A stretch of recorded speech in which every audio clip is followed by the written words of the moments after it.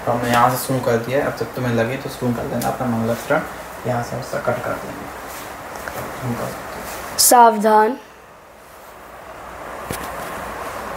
नमो अरहंताणं नमो सिद्धाणं नमो आयर्याणं नमो उवज्जायाणं नमो लोय सवसाहुणम्।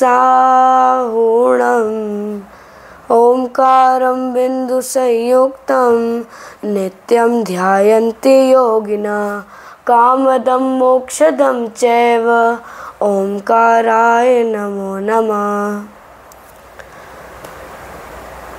श्रुत। श्रुत क्या है? श्रुत मतलब सुना हुआ। सुना हुआ ज्ञान मतलब श्रुत। जो श्रुत मतलब जिनवाणी, जो सुनी हुई परंपरा से जिनवाणी आई है उसे श्रुत कहा है। श्रुत क्या है? हम श्रुत की वजह से ही हैं। श्रुत की वजह से ही हमारे धर्म का अस्तित्व है। श्रुत की वजह से ही हमारे जीवन का अस्तित्व है। हुआ क्या? महावीर भगवान का समय था। जब महावीर भगवान की दिव्य ध्वनि अनवरत रूप से खिल रही थी, जब कुछ भी नहीं था, जब पंचम काल की शुरुआत ही थी, जितने भी जीव थे सबका क्षयोपशम इतना दुरुस्त था कि सब जिनवाणी मात्र क्षयोपशम में याद रखकर ही चलाते थे। मतलब जिनवाणी याद ही रखी जाती थी। कभी किसी आचार्य को, किसी भी जीव को जिनवाणी लिखने का भाव आया ही नहीं। जिनवाणी लिपिबद्ध 500 सालों तक नहीं हुई। हुआ क्या कि सबसे पहले जब केवल ज्ञानधारी महावीर भगवान को मोक्ष हो गया, फिर उसके बाद वो धीरे धीरे, जब मोक्ष पंचम काल में नहीं था तो श्रुत केवली हुए। फिर उसके बाद 12 अंगधारी, 11 अंगधारी, 10 अंगधारी, 9 अंगधारी आचार्य, फिर और ऐसे नीचे जाते जाते ज्ञान धीरे धीरे कम होता गया। ज्ञान कम होता गया। किसी को ये भाव नहीं आया कि जिनवाणी को लिपिबद्ध करा जाए। इस जिनवाणी को आखिर हम सेव करके रखें, बचा के रखें इस जिनवाणी को। किसी को भी ये भाव नहीं आया। ज्ञान हटता गया, ज्ञान कम होता गया धीरे धीरे। फिर बचे 2 अंगधारी, 1 अंगधारी आचार्य, बस। फिर आता है वो काल महावीर भगवान के 600 वर्ष बाद। 600 वर्ष बाद ज्ञान, यूँ कहो 12 अंगों के ज्ञान में से मात्र 1 अंग के कुछ अंश का ज्ञान आचार्यों को बचा था। उसमें से ही हमारे करुणाधारी श्री आचार्य धरसेन देव, उन्हें ऐसा भाव आया कि महावीर भगवान से अब तक मात्र 600 वर्ष हुए हैं और अभी से जिनवाणी का ज्ञान विलुप्त होना शुरू हो गया है। जिनवाणी का ज्ञान विलुप्त होना शुरू हो गया है। धीरे धीरे ज्ञान विलुप्त होता जा रहा है। और अगर ऐसा ही चलता रहा, अगर ज्ञान विलुप्त होता रहा तो होगा क्या? पंचम काल के मध्य में ही इस जैन धर्म का सर्वनाश हो जाएगा। कोई तत्वों की वो मार्मिक बात जान ही नहीं पाएगा जिससे वो अपना कल्याण कर स्वयं महावीर भगवान जैसा हो जाए। तो धरसेन देव को विचार आया कि अब मेरी भी आयु पूर्ण हो रही है। आचार्य देव बोलते हैं, सोच रहे होंगे कि मेरी भी आयु पूर्ण हो रही है, और उन्हें 1 अंग के कुछ अंश का ज्ञान था। तो उन्हें लगा कि अब इस जिनवाणी को लिपिबद्ध करना ही पड़ेगा, नहीं तो अब ये जिनवाणी आगे नहीं बढ़ पाएगी और आगे जो जीव है उनका कल्याण नहीं हो पाएगा। तो फिर उसके बाद क्या है, धरसेन देव ने चिट्ठी भिजवाई एक संघ को कि हमें 2 प्रमुख शिष्य चाहिए। तो उन्हें 2 प्रमुख शिष्य फिर उनके पास आए, आचार्य भूतवली और आचार्य पुष्पदंत। जब वे दोनों जब वे दोनों आचार्य के पास आए तब आचार्य धरसेन ने उनकी परीक्षा ली और फिर उनको सही समझकर उन्हें जो 1 अंक का आचार्य धरसेन को ज्ञान था वो उन्हें दिया। फिर क्या हुआ, जब उनके बाद भी आचार्य धरसेन देव का विरह हो गया, फिर जो आचार्य पुष्पदंत और भूतबली थे, इनने भी कुछ समय पश्चात इनको भी भाव हुआ कि अब लिखें। तो जो ज्ञान उन्हें आचार्य धरसेन से लिया था वो ही ज्ञान उनने लिपिबद्ध करा। सोचो हमारा कितना पुण्य होगा, हमारा कितना पुण्य का उदय कि हमें इस पंचम काल के समय, जिस समय केवली भगवान नहीं है, सर्वज्ञ देव नहीं है, हमें तत्वों की बात कौन बताएगा। हम साक्षात तीर्थंकर नहीं तो जिनवाणी हमें लिपिबद्ध हुई मिली, वो भी आचार्य धरसेन इतने उपकारी जीव, उन्हें इतना भाव आया कि अब जिनवाणी लिपिबद्ध करनी ही चाहिए कि इन भव्यों का कल्याण होगा। तो हमारे पुण्य की वजह से हमें तीर्थंकर तो नहीं मिले पर हमें माँ जिनवाणी मिली, जिसे जो हमें पढ़कर कल्याण करना है। फिर आचार्य पुष्पदंत और भूतबली ने षटखंडागम, हमारे प्रथम श्रुत स्कंद की रचना करी, षटखंडागम ग्रंथ को रचकर। ये तो थी कि आखिर हमारे पास ये सुना हुआ, ये सुनी हुई जैन वाणी कहाँ से आई। अब क्या है, श्रुत क्या है, श्रुत ज्ञान है। और आचार्य माणिक्य नंदी परीक्षा मुख सूत्र में लिखते हैं अध्याय 1 के सूत्र 5 में कि जो ज्ञान होता है वो प्रमाण होता है। और अगले ही सूत्र में लिखते हैं सूत्र क्रमांक 6 कि जो प्रमाण ज्ञान होता है वो हिताहित, हित की प्राप्ति और अहित की अप्राप्ति, मतलब हित की, अगर हम इस प्रमाण ज्ञान, ये जो ज्ञान है वो प्रमाण है और अगर उस प्रमाण की सिद्धि करेंगे तो उससे हित मतलब सुख की प्राप्ति होगी और अहित यानी दुख का नाश होगा, दुख का परिहार मूल शब्द लिया आचार्य देव ने, आचार्य माणिक्य नंदी ने परीक्षा मुक्ति सूत्र में। तो हित, अब इसकी थोड़ी चर्चा करते हैं कि क्या बात करें। हित अहित मतलब हित की प्राप्ति, अहित का परिहार, ये शब्द यूज करे आचार्य देव ने। तो हित का मतलब क्या, हित का मतलब सुख और अहित का मतलब दुख। ये मत समझ लेना कि हित का मतलब इंद्रिय जनित सुख, हित का मतलब इंद्रिय जनित सुख नहीं, हित का मतलब सच्चा सुख, शाश्वत सुख जो हमारी आत्मा के ऊपर लक्ष्य करने से ही होगा। सच्ची वीतरागता, सच्चा भेद विज्ञान से ही हमें सुख मिलेगा। और वो सुख किससे मिलेगा, भेद विज्ञान कैसे करें, ज्ञान से करेंगे, ज्ञान प्रमाण है, प्रमाण से ही सुख की प्राप्ति ऐसे होगी कि प्रमाण से ही भेद विज्ञान से ही सुख होगा। फिर अगला गया अहित मतलब दुख मतलब दुख का परिहार, इसमें लिखा आचार्य देव ने कि दुख का परिहार करना है। तो दुख का परिहार मतलब दुख क्या है, सबसे बड़ा दुख है मिथ्यात्व, उस मिथ्यात्व का परिहार करना ही यहाँ पर दुख का परिहार कहा। तो इस श्रुत ज्ञान से हम क्या समझ सकते हैं कि अगर हम इस श्रुत ज्ञान का अभ्यास करेंगे, इस ज्ञान का अभ्यास करेंगे, तत्व का अभ्यास करेंगे, तत्वों में रुचि प्रकट करेंगे, तो उससे क्या होगा, जो हमें चाहिए, जे त्रिभुवन में जीव अनंत, सुख चाहे दुख ते भयवंत, मात्र सुख चाहते हैं और वो सुख प्रमाण से ही प्राप्त होगा। और मात्र वेद विज्ञान, तत्व ज्ञान, इस जिनवाणी का जो हमें इतनी पुण्य से मिली है उसका अभ्यास करके ही हमें क्या मिलेगा, मोक्ष, सुख, सच्चा सुख प्राप्त होगा और मिथ्यात्व, मोह, राग, द्वेष रूपी दुख का नाश होगा।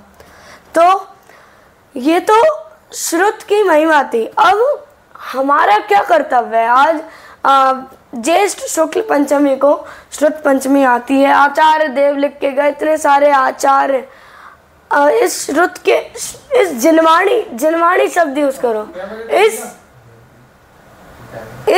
जिनवाणी पर जो कट कर देना, बाकी का सीन होगा। इस जिनवाणी को हमें मिली।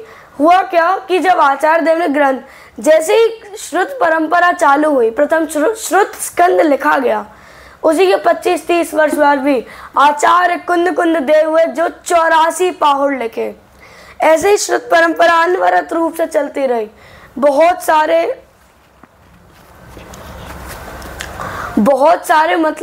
सारे ग्रंथ की रचना होती रही, ग्रंथ लिखते रहे। सबको हमारा इतना पुण्य कि ग्रंथ लिखे ही जाना है। लेकिन बीच में एक समय आया जब भ्रष्टता फैलती गई, जब जो आचार्य थे, जो मुनिराज थे, सच्चे भावलिंगी संत थे, उनका विरह होने लगा। जब हमारे पास ग्रंथ मतलब जैन धर्म जब धीरे धीरे सूख रहा था, तब आकर कमान संभाली विद्वानों ने, कवियों ने। उनने बोला कि जब जैन धर्म को जरूरत है तो हम लिखेंगे। श्रुत विद्वान लिखा, आचार्य कल्प पंडित टोडरमल जी, मोक्ष मार्ग प्रकाशक ग्रंथ की रचना हुई। कभी भी ये श्रुत परंपरा रुकी नहीं, ये चलती रही, कम हुई पर फिर बढ़ी, चलती रही। सोचो कवियों के कैसे भाव होंगे, उनने अपनी कवित्व शैली का इस जिनवाणी में क्या इस्तेमाल करा है, क्या लिखा है, उनके कैसे भाव होंगे इस जिनवाणी को बोलते हुए, इस जिनवाणी को लिखते हुए, नए नए छंद बनाते हुए। साची तो गंगा यह वीतरागवाणी अविचिन्न धारा।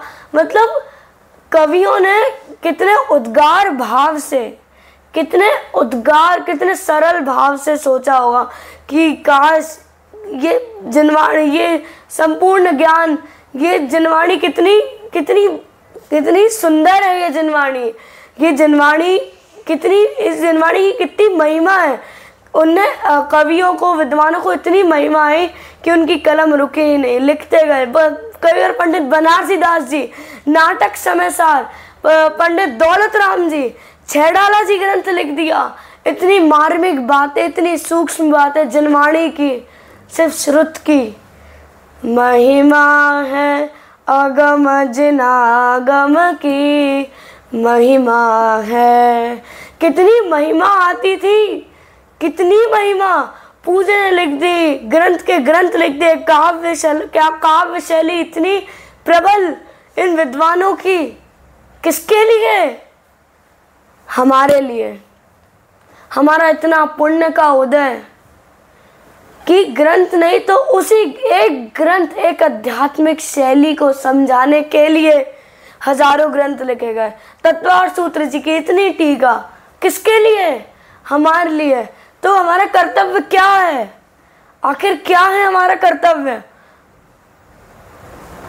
क्या हमारा कर्तव्य बस इतना है कि आज उन पंडित जी का प्रवचन है तो आओ, बैठो, सब बैठो, बस सुनो, एक बार के लिए सुना, 1 घंटा बैठ गए, ले बैठ गए हम, बस फिर से वही विषय कषायों में लग जाए। इतने पुण्य होने से हमें ये जिनवाणी मिली है। हमारा इतना महाभाग्य, धन्य है हम, महाभाग्य है हमारा, हमें जिनवाणी मिली है। और हम सिर्फ श्रोता बनकर बैठे हैं। बोलते हैं हमने इतने साल प्रवचन सुने। अरे सुने क्यों हैं?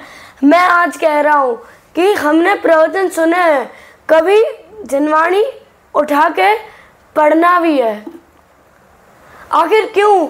अच्छा मान लो समय सार है, कुंद आचार्य और हमारे बीच में एक वक्ता क्यों? आखिर क्यों कुंद आचार्य और हमारे बीच में एक ऐसा वक्ता हो जो उनकी बात ऐसे वे से लेकर समझा रहा हो। पहले कुंद आचार्य से खुद लिया, फिर उसके बाद हमें समझाया। मैं ये कहना चाह रहा हूँ कि हमें श्रोता नहीं जबकि पाठक बनना चाहिए। हमें खुद जिनवाणी पढ़नी चाहिए। हमें ये जिनवाणी हमारे लिए लिखी है। हाँ, समझ में नहीं आए तो विद्वानों से पूछना है, पर हमें ये जिनवाणी खुद पढ़ने का प्रयास करना चाहिए। हमें खुद ही तत्व ज्ञान खुद ही से होगा। बाहर निमित्त तो बनेंगे पर वो सिर्फ निमित्त है, उनके द्वारा स्व की रुचि से ही तत्व ज्ञान होगा। और वो तत्व ज्ञान क्या बोला था पहले माणिक्यनंद देव ने कि ज्ञान का अभ्यास करने से ही हित सुख की प्राप्ति होगी। तो हमें वो सुख खुद ही प्रकट, हमें शास्त्र खुद ही पढ़ना पड़ेगा। अब होता क्या है कि आचार्य वीरसेन स्वामी षटखंडागम जी की टीका में लिखते हैं कि जो श्रोता है वो 10 प्रकार के होते हैं। उसमें से एक प्रकार बताता हूँ। आचार्य वीरसेन स्वामी ने एक श्रोता को मिट्टी कहा, मिट्टी श्रोताओं को मिट्टी कहा। मिट्टी कैसी? आप जब देखोगे कि एक मिट्टी होती है, उस पर निरंतर पानी पड़ते रहे, पानी पड़ता रहा, वो गीली है, वो नरम है, वो गदगद है अंदर से, वो नरम है, उसको आप जैसा शेप दो, उसे आप जो करना चाहो आप कर सकते हो। वो मिट्टी ऐसी है। पर अब वो जब मिट्टी सूख जाती है तब क्या होता है? कठोर। फिर वही कठोरपन, उस पर आप पेड़ लगा सकते हो क्या? उस पर कुछ उपजाऊ, क्या वो उपजाऊ रहेगी? नहीं। वैसे ही ये श्रोता, जब कोई वक्ता, कोई वीर रस से भरा वक्ता वैराग्य की बातें कर दे, श्रुत की महिमा बता दे कि ऐसा है ऐसा है, तो अब कि अब पढ़ना चाहिए जिनवाणी, तो उसको लगता है हम कितने पामर हैं, हमें जिनवाणी तो पढ़ी ही नहीं है, हमारा तत्वज्ञान होगा कैसे? जी बस ऐसा लगता है, वैराग्य भाव होता है, सोचता है कि चलो अब तो नहीं, अब जिनवाणी, अब तो सम्यक दर्शन करके रहेंगे। लेकिन फिर जब 45 मिनट के व्याख्या के बाद उठा तब फिर वही विषय कषायों में रच पच गया, फिर से ही उन विषयों में लग गया, फिर से ही राग द्वेष करने लगा कि अरे इन पंडित का समझ में आता है, इन पंडित का, फिर से वो लग गया। मैं ये प्रस्ताव रखना चाहता हूँ कि मिट्टी की तरह श्रोता नहीं बनना है, और हमेशा तत्वज्ञान निरंतर चलना ही चाहिए, हमेशा चलना ही चाहिए, और स्वयं पाठक बनना चाहिए। मैं फिर से बताता हूँ कि हम स्वयं पाठक बनना चाहिए। मतलब जो सामने है, जो आचार्य ने हमारे लिए लिखा है, हमारे लिए छोड़ के गए हैं, वो खुद हमें सामने से करना चाहिए। फिर उसके बाद है कि अब हमारा कर्तव्य तो हमें मालूम पड़ गया कि हमें क्या करना है, कि हमें घर बैठे प्रवचन नहीं, हमें घर बैठे जिनवाणी सुननी है। अच्छा, अब कोई बोलेंगे कि हमें जिनवाणी समझ में नहीं आती, अब हम पढ़ भी रहे हैं तो हमें प्रवचन में बैठना होता है, जिनवाणी हमें समझ में नहीं आती। तो ऐसा है कि आचार्य लिखते हैं मूलाचार्य जी ग्रंथ में 283 नंबर की मूलाचार्य जी की गाथा में लिखते हैं आचार्य जी कि विनय से किया श्रुत का अभ्यास। क्या इसमें जो शब्द है, इसमें एक शब्द है विनय। विनय बहुत ही मेन, बहुत ही मूल शब्द विनय से किया गया श्रुत का अभ्यास। विनय से मतलब सच्ची आदर से, सच्ची विनय से, कि ऐसा नहीं है कि लौकिक अभ्यास की तरह बस रट लिया, हो गया कि अरे हमें तो पता है समयसार की इतनी गाथा है, याद है, मर्म कहाँ गया मर्म? कि विनय से की गई श्रुत की अभ्यास। क्या विनय है? सच्ची विनय से। इसलिए अगर सच्ची विनय से अच्छे से उस श्रुत की बात का अभ्यास कराओ तो प्रमादवश, क्षयोपशमवश भूल भी जाए। अगर इस भाव में अगर वो सच्ची विनय से श्रुत का अभ्यास करा है तो प्रमादवश भूल भी सकते हैं। पर अगर विनय सच्ची होगी, मान देखना, अगर सच्ची विनय से करा है तो मान लो अगर आप भूल गए इस भाव में, अगर लेकिन अगर सच्ची वो विनय अगर सच्ची होगी तो वो अवश्य ही अगले भव में जाएगी और अगले भव में जाकर कल्याण करेगी। किसका? हमारा कल्याण कैसा? भव से तारेगी, मोक्ष मिलेगा। किससे? श्रुत से। तो इससे कंक्लूजन क्या निकला कि हमें क्या करना है? मात्र एक कंक्लूजन है, मैं बता रहा हूँ। अभी श्रुत पंचमी आ रही है, अभी ज्येष्ठ शुक्ला पंचमी को श्रुत पंचमी आ रही है। तब से एक प्रण लेना है कि हम रोज स्वयं पाठन करेंगे जिनवाणी का, क्योंकि आगम अभ्यास से ही अगर आपको दुखों से पार लगाना है, अगर दुख से दूर जाना है, सच्चा सुख प्राप्त करना है, तो आगम अभ्यास, जिन आज्ञा माननी होगी, जिनेंद्र भगवान ने जो जिनवाणी जो श्रुत दिया है, उस श्रुत का अभ्यास नित्य करना होगा और उसी से हमें सच्चा सुख मिलेगा। अन्य कुछ से सच्चा सुख नहीं मिलेगा, मात्र इस जिनवाणी से ही हमें सच्चा सुख मिलेगा। एक एग्जाम्पल लेते हैं, जब किसी शिशु के पिता नहीं होते तो उसका लालन पालन, उसको सहारा कौन होती है? मात्र उसकी माता। वैसे ही अरहंत पिताजी का पंचम काल में विरह, उनने तो अपनी आत्मा की साधना करके मोक्ष चले गए। हाँ, उनने हमें ज्ञान दिया, हाँ उन्हें हमें श्रुत दिया, पर उनका तो विरह हो गया। अब हमारे पास कौन है? ये समय सार, ये नियम सार, ये षटखंडा ग्रंथ ही है हमारे पास। बस वो माता, जिनवाणी माता ही है जो हमें इस भव से पार लगाएगी। तो मैं बस इतना कहना चाहता हूँ कि अगर सच्चा सुख प्राप्त करना है, महावीर स्वामी बनना है, तो हमें श्रुत का निरंतर अभ्यास करना पड़ेगा। निरंतर अभ्यास से ही सच्चा सुख की प्राप्ति होगी और जो मिथ्यात्व है वो हटेगा। तो अंत में मैं तो यही कहना चाहता हूँ कि अब श्रुत पंचमी आ रही है। श्रुत पंचमी में संकल्प जरूर ले, ये दृढ़ संकल्प ले कि अब जिनवाणी पढ़ेंगे और निश्चित ही हमारा कल्याण करेंगे। फिर यह है कि जो जिनवाणी है, जो श्रुत है, अच्छा हमको नहीं समझ में आए जिनवाणी, तो हमारा पुण्य देखना किस लेवल पे हमारा पुण्य है। हमें विद्वान मिले, चलो विद्वान भी हमारा समागम नहीं हो पाया, विद्वान भी 100-200 साल पहले हुए थे, पर क्या हुआ? जब फिर से देखो ऐसे लेवल से चल रही थी। जब आचार्य धरसेन ने जिनवाणी लिखी तब जैन धर्म, जैन प्रभावना सब अच्छा चल रहा था, फिर थोड़ा गिरा, फिर विद्वानों ने कमान संभाली, विद्वानों ने ग्रंथ ले गए, फिर नीचे हुआ और फिर आए अध्यात्म प्रवर पूज्य गुरुदेव श्री ने अध्यात्म की नदियाँ जो सूख रही थी उसमें अमृत डाल दिया है, उसमें अमृत की वर्षा कर दी है। पूज्य गुरुदेव श्री ने जब पूरा जग क्रियाकांड, बस पूजन नियम बस और कुछ नहीं, सब क्रियाकांड ही चल रहा था, तब गुरुदेव श्री आए और उन्हें सच्ची मर्म की बात बताई। उन्हें सच्चा मर्म बताया कि आखिर जिनवाणी क्या है, हम सच्चा सुख कैसे प्राप्त करें। मैं सच्चे सुख पे इतना जोर दे रहा हूँ क्योंकि सुख इंद्रिय जनित भी होता है, पर वो इंद्रिय जनित सुख दुख रूप ही है। सच्चा सुख आत्मा का सुख किसने बताया?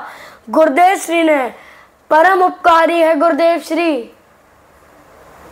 अगर गुरुदेव श्री नहीं होते तो आज हम ये जिनवाणी क्या, हम कुछ नहीं, हम बस एक थाली से दूसरी थाली पर के चढ़ाते ही रहते। मात्र गुरुदेव श्री के कारण हमें तत्व समझ में आए, तत्वों की बात समझ में आई, तो उनका उपकार, उनने जो हम पर उपकार करा है उस उपकार को ग्रहण करो। उनकी बात हमें, उनकी क्या, उनने भी जिनेंद्र भगवान की ही बात बताई है, ये श्रुत ही बताया, तो इस श्रुत की बात माननी है, इस श्रुत का अभ्यास करना है और सच्चा सुख प्राप्त करना है। जो मैं हर बार हर लाइन में कह रहा हूँ, सच्चा सुख ही प्राप्त करना है। तो अवश्य ही हम जिनवाणी का अभ्यास करेंगे, मैं जिनवाणी का अभ्यास नित्य करूँगा और हम भी सच्चे सुख को प्राप्त करेंगे इसी मंगल भावना से। आज की व्याख्या को विराम देते हैं। ओम नमः।